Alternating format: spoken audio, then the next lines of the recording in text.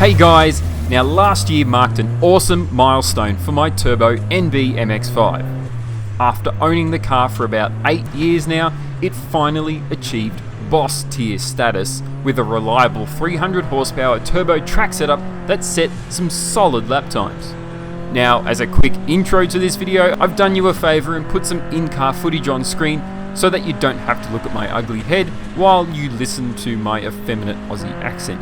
Unless you've been a long-time viewer of the channel, you may not be aware that my NB MX-5 track car came from an unloved life as a Japanese import missing a whole lot of parts. It had no proper driveline and it came with 4 ugly yellow space saver wheels. For a couple of years, it ran as a track day car with factory power. It was awesome fun until I eventually committed down the turbo route. I wanted to put together a full time lapse of all the interesting videos I've managed to muster up over time into a neat little package. So here it is, the culmination of a completed turbo build. Sit back and enjoy the montage.